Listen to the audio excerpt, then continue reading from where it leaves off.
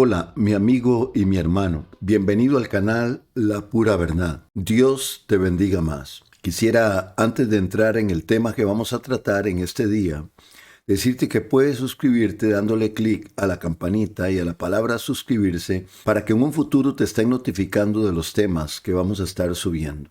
Muy bien, de esta manera también quiero informarte que vamos a publicar 2 libros de contenido totalmente escatológico y profético porque hay mucha inquietud en la gente. Estos 2 libros que vamos a publicar lo he titulado Profecía y cumplimiento del plan de Dios de acuerdo a la Biblia, para que estén atentos y pronto lo vamos a estar anunciando. Muy bien, voy a estar desarrollando estas 30 profecías en esos 2 tomos que vamos a estar publicando y las vamos a dar una por una en el canal de La Pura Verdad. Así es que hoy vamos a iniciar con el tópico el plan profético de Dios desde el Génesis. Obviamente tenemos que empezar desde ahí porque todo tiene un inicio.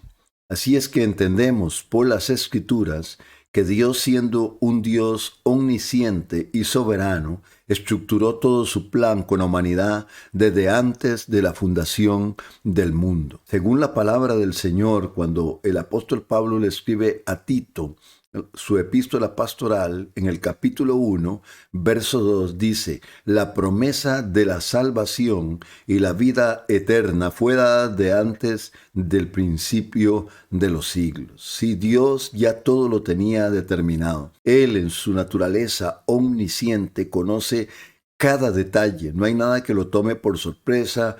No hay nada que digamos por qué Dios lo permitió así o lo hizo así, porque Él hizo un plan perfecto y todo lo va a dirigir al cumplimiento y propósito de ese plan. Dios hizo un pacto eterno, mi amigo y mi hermano, consigo mismo, o sea, con la Trinidad. Lo hace desde la eternidad. Eso es lo que me dice la palabra del Señor en el libro de Hebreos, capítulo 13, verso 20. Dice de la siguiente manera: y el Dios de paz, que resucitó de los muertos a nuestro Señor Jesucristo, el gran pastor de las ovejas, por la sangre del pacto eterno. O sea, Dios hizo un pacto eterno consigo mismo para salvar la humanidad, para hacer un plan redentor desde la eternidad. Esa es la misericordia, el amor y la gracia que Dios tiene con la humanidad, porque hay un plan que Él ha determinado.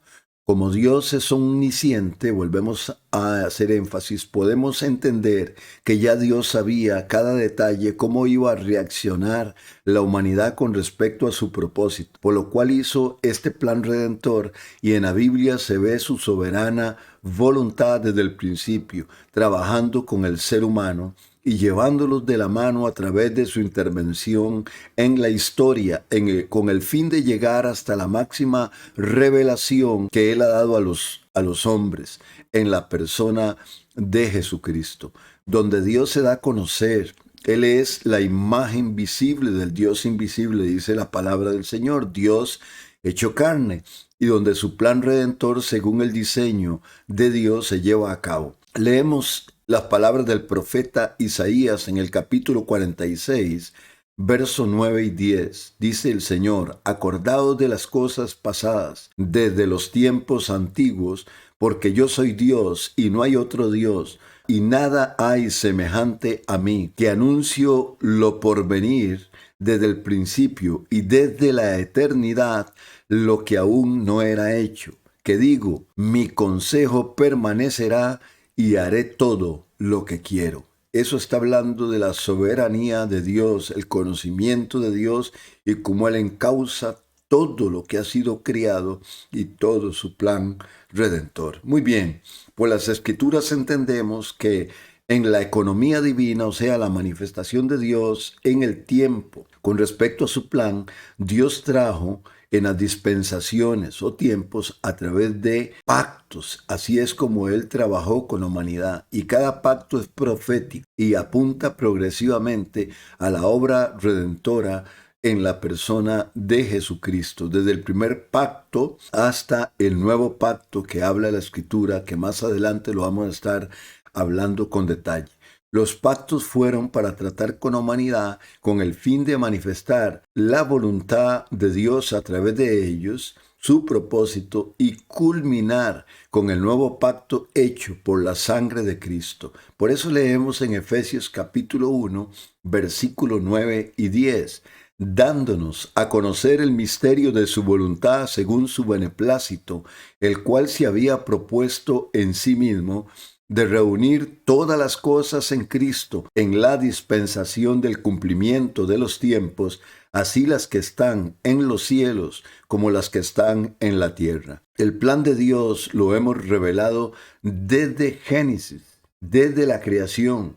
Cuando Dios creó al ser humano, a Adán y a Eva, los hizo a su imagen y les dio instrucciones claras para que el ser humano administrara la creación y se reprodujera, levantando una generación de gente, o sea, familias que amaran, respetaran y adoraran al Dios creador, o sea, formar un pueblo para sí.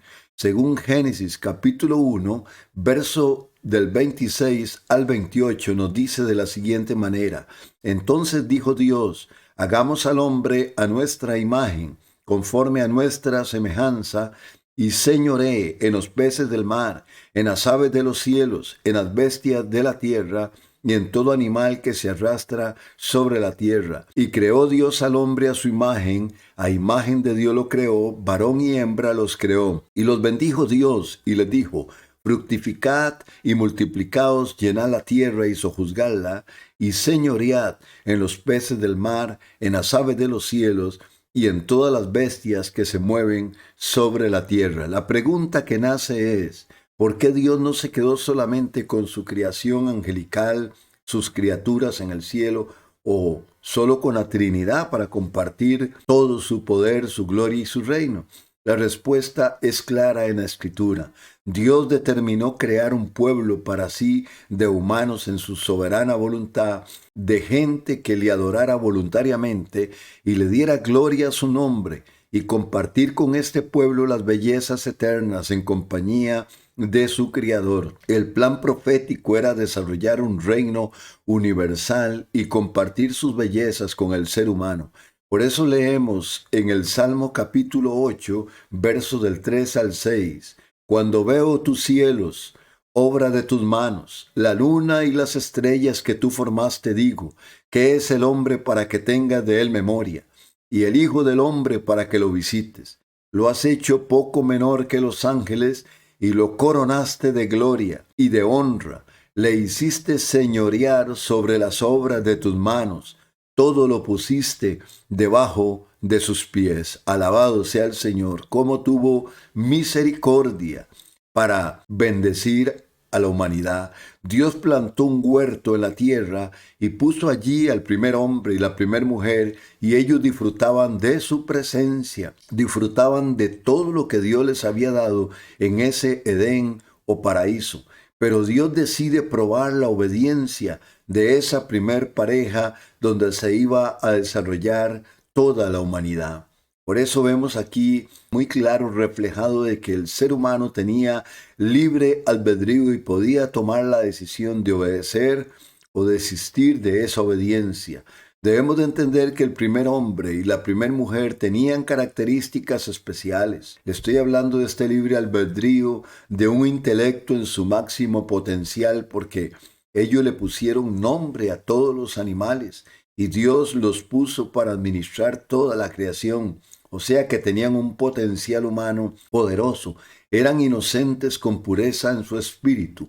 Vamos a leer según Génesis capítulo 2, verso del 7 al 17. Entonces Jehová Dios formó al hombre del polvo de la tierra y sopló en su nariz aliento de vida, y fue el hombre un ser viviente. Y Jehová Dios plantó un huerto en Edén, al oriente, y puso allí al hombre que había formado.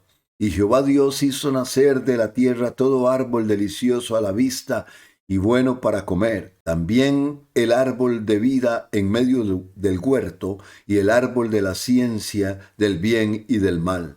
Tomó pues Jehová Dios al hombre y lo puso en el huerto del Edén para que lo labrara y lo guardase. Y mandó Jehová Dios al hombre diciendo: de todo árbol del huerto podrás comer, mas del árbol de la ciencia del bien y del mal no comerás, porque el día que de él comieres ciertamente morirás. Pero el ser humano, Adán y Eva, decide desobedecer las instrucciones divinas en el huerto del Edén, y eso trajo consecuencias como la muerte espiritual, esa separación del ser humano con Dios, la separación eterna por el pecado. La humanidad quedó bajo pecado. La muerte física fue otra consecuencia. La ley de la entropía comenzó a funcionar en el ser humano, comenzó a envejecer y quedó sujeto a la muerte física. El hombre volvería al polvo de donde fue tomado para crear su cuerpo físico. La creación quedó sujeta a vanidad, o sea, bajo pecado. La serpiente, por ser el instrumento que usó el diablo, recibió maldición de Dios, y la mujer quedó sujeta al aumento de sus dolores al dar a luz y sometida bajo el señorío del hombre. Según Génesis capítulo 3, versículo del 13 al 20 nos dice: entonces Jehová Dios dijo a la mujer: ¿qué es lo que has hecho? Y dijo la mujer: la serpiente me engañó y comí. Y Jehová Dios dijo a la serpiente: por cuanto esto hiciste, maldita serás entre todas las bestias y entre todos los animales del campo. Sobre tu pecho andarás y polvo comerás todos los días de tu vida. Y pondré enemistad entre ti y la mujer, y entre tu simiente y la simiente suya. Esta te herirá en la cabeza, y tú le herirás en el calcañar. Y a la mujer dijo: multiplicaré en gran manera los dolores en tus preñeces.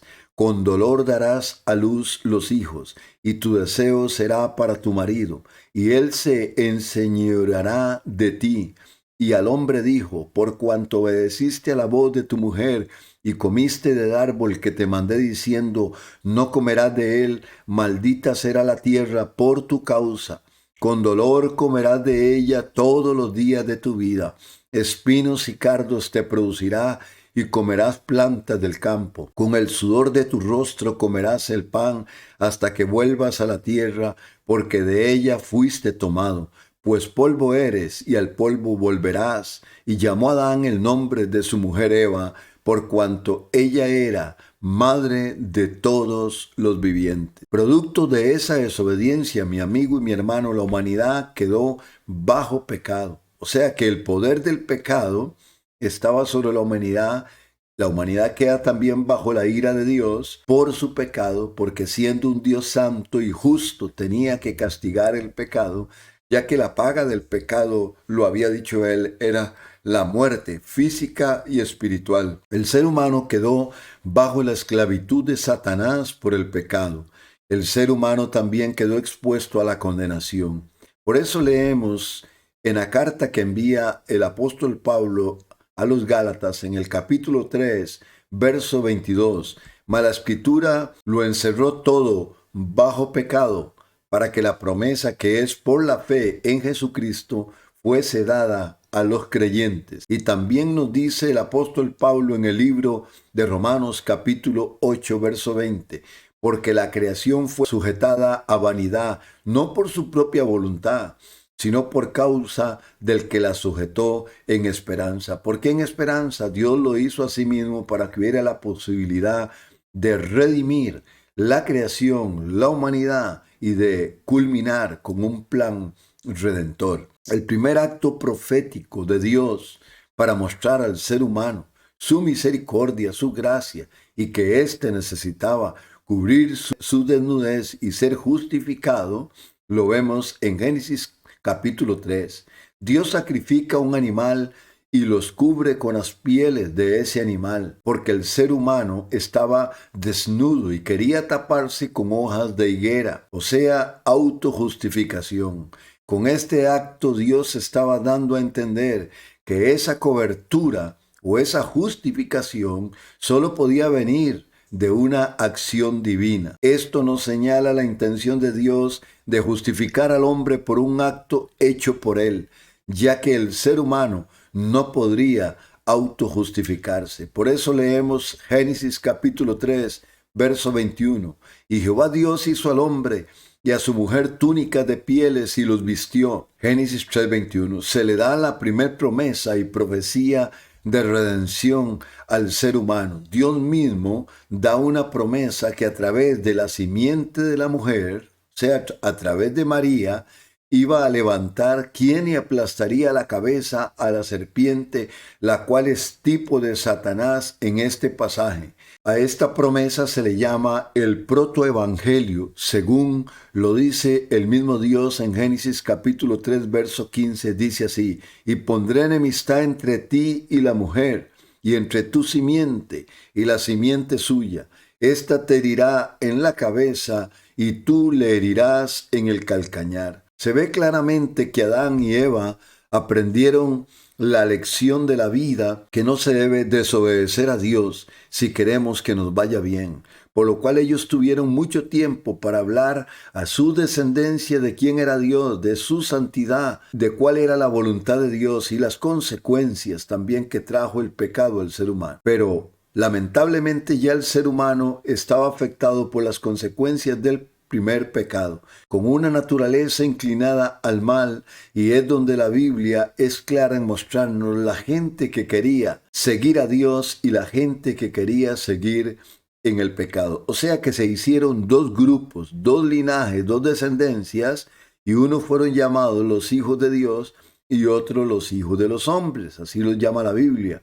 Después de la caída de Adán y Eva, vemos que la generación de Caín, ya después del primer asesinato, ya venía degradada, y es una generación que se pervierte, se corrompe, es inclinada totalmente al mal, no quiere nada con Dios, y se da una separación en el linaje que se desarrolla, donde se distinguen los dos grupos: los hijos de Dios, como la gente temerosa a Dios, que invocaba a Dios, gente que caminaba con Dios y creía en un plan divino para que el ser humano fuera libre de esa maldad que había invadido su corazón y pensamientos, la cual provenía del pecado.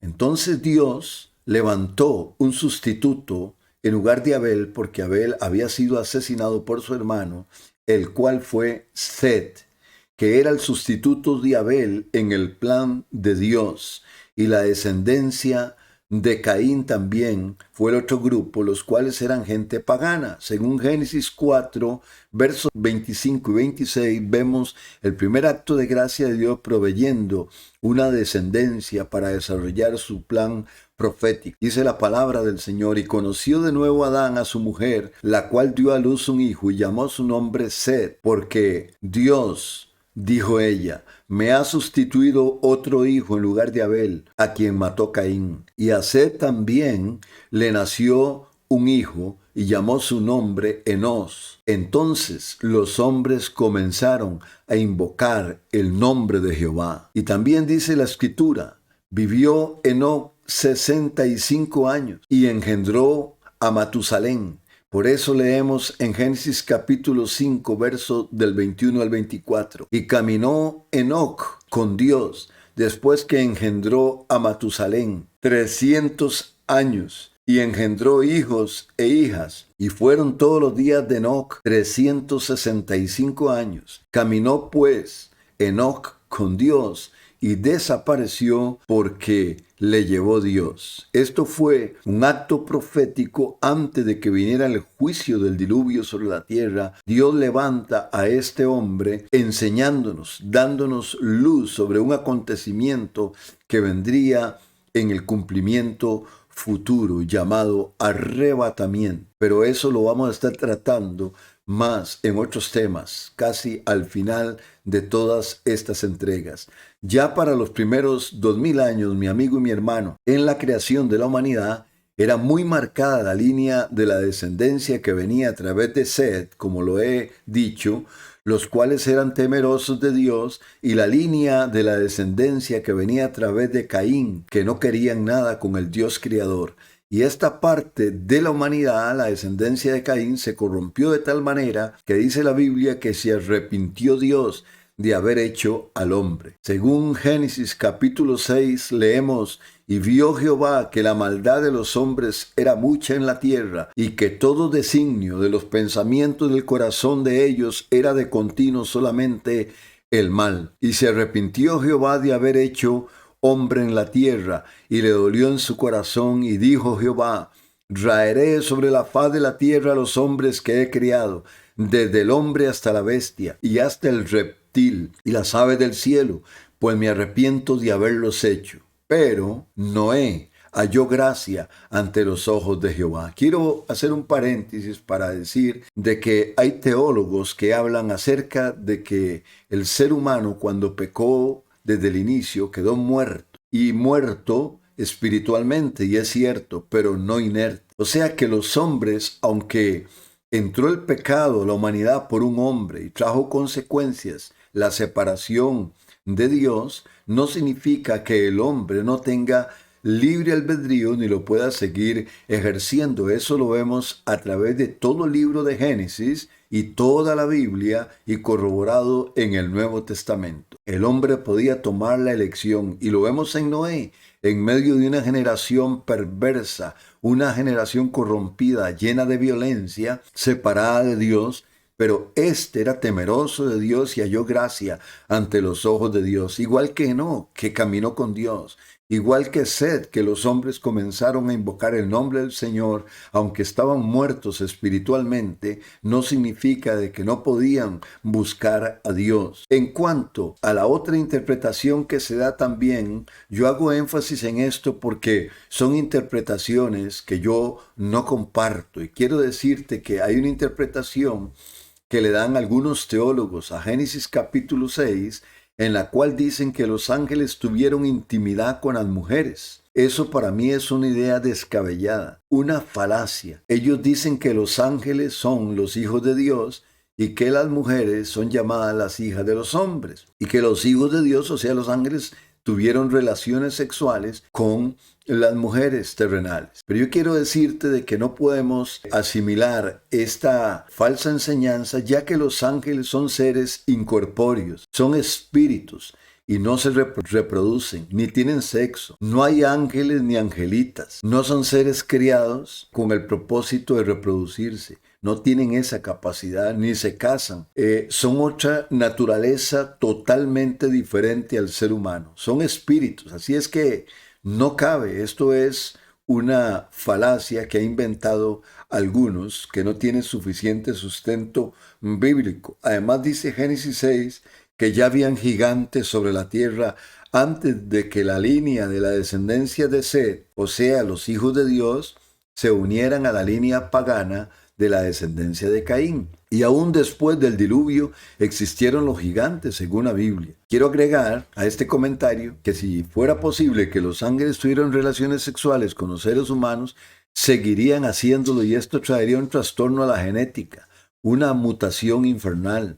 Y esto no está enseñado en la Biblia. Ni siquiera hay sana doctrina para alimentar esa falacia. Así que no debemos de pensar más allá de lo que está escrito. Dios había determinado enviar un diluvio como un juicio sobre la humanidad que se había pervertido, y todos sus pensamientos de la humanidad era de continuo al mal. Sin embargo, Dios levantó a Noé, pregonero de justicia, y anunció que Dios iba a enviar un diluvio sobre la tierra. Aquí vemos la misericordia de Dios, su gracia, su amor, previniendo, avisando al ser humano sobre ese juicio para que el ser humano tuviera oportunidad de salvarse. Además, le dio instrucciones a Noé de edificar un arca para que entraran las personas que querían salvarse de ese diluvio o ese juicio que vendría sobre la tierra. Ese acto nos enseña la intención de Dios de enviar un juicio sobre la humanidad, pero Él provee el medio para que ésta escape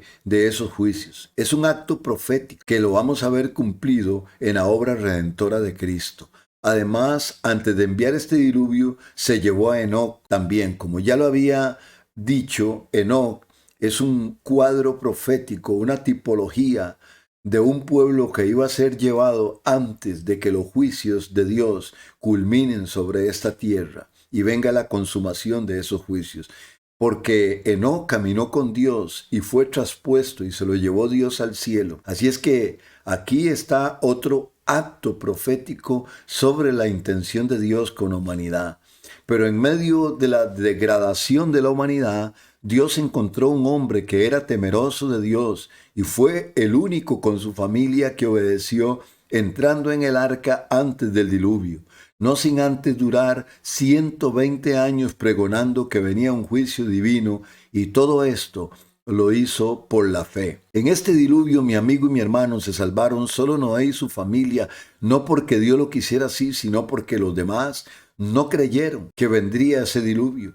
No entraron en el arca, en el escape que Dios había proveído. Y los animales que Dios metió en el arca con el propósito de empezar una nueva generación con la cual hace un pacto de respeto a la vida humana y reconocimiento de lo que Dios hizo y la señal que Dios quería hacer las paces con el ser humano. Fue un acto profético que apuntaba al futuro, hacia la obra de Cristo y el juicio de Dios sobre esta tierra. Pero Dios da la promesa que no destruiría nunca más la tierra con agua, pero sabemos que el juicio de Dios en un futuro será con fuego. Claro, esto lo estaremos tratando en las futuras profecías y en el libro de Segunda de Pedro, lo cual vamos a estar analizando minuciosamente. Todo este evento alrededor del diluvio y el mismo juicio fue una acción profética que se usa en toda la Biblia para hablar de los últimos tiempos y de la intención de Dios con la humanidad. De hecho, Jesús hace alusión a estos tiempos como en los días de Noé y también hace alusión como en los tiempos de Sodoma y de Gomorra. Así es que este es el primer capítulo que le hago entrega para que usted vea la misericordia de Dios, cómo proféticamente empieza a hilvanar un plan desde Génesis con el propósito de redimir la humanidad y comienza a tratar con el hombre a través de los pactos y de diferentes figuras y diferentes intervenciones para que éste entienda su plan y pueda escapar del juicio que ha de venir sobre la humanidad producto del pecado en que se encuentra ésta. Que Dios le bendiga más. Le he hablado desde el canal La Pura Verdad, José Amador.